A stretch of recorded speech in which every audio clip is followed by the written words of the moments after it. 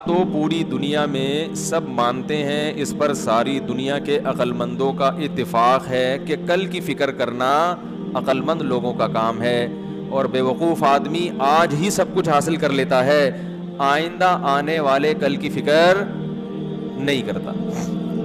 لوگ بیٹیوں کی شادیاں کیوں کرتے ہیں؟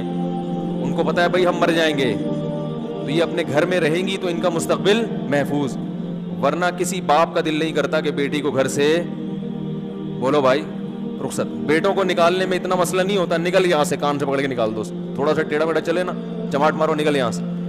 بیٹی کو سے جو باپ کو محبت ہوتی ہے، کوئی باپ کبھی نہیں چاہے گا میری بیٹی گھر سے رخصت ہو، لیکن یہ قربانی باپ دیتا ہے بچی کے مستقبل کے لیے، اس کے فیوچر کے لیے۔ ایک وقت آئے گا آپ پہ بڑھاپا ہوگا، پھر آپ پہ مختلف قسم کی بیماریاں حملہ کر سکتی ہیں، تو اس میں صرف آپ کی اولاد ہے جو آپ کی خدمت کرے گی، باقی کوئی بھی آپ کی خدمت اس طرح سے نہیں کرے گا۔ وہ کرائے پر رکھ لیں گے آپ کسی کو، ایک الگ بات ہے، وہ دل اور جان سے محبت کے ساتھ خدمت نہیں کرے گا آپ کی۔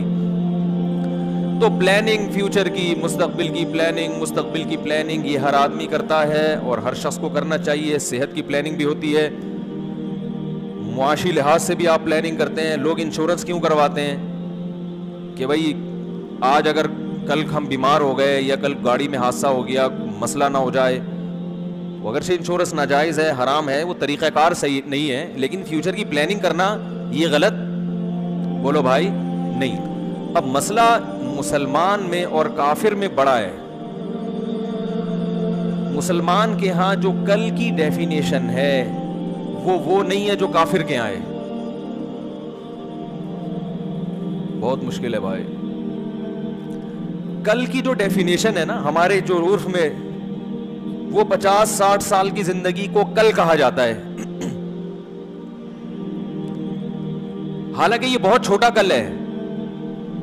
اس کل کے لیے جتنی تیاری کی جا رہی ہے اتنی تیاری کی ضرورت نہیں ہے، کیونکہ یہ جو کل ہے نا جس کے لیے آپ تیاری کرتے ہو اور 40 سال تک کرتے رہتے ہو، تو یہ تیاری میں آپ کی آدھی سے زیادہ زندگی گزرتی ہے، اور اس کا آؤٹ پٹ جو حاصل ہوتا ہے اس کے لیے آپ کے پاس ٹائم بولو بھائی بہت تھوڑا ہوتا ہے۔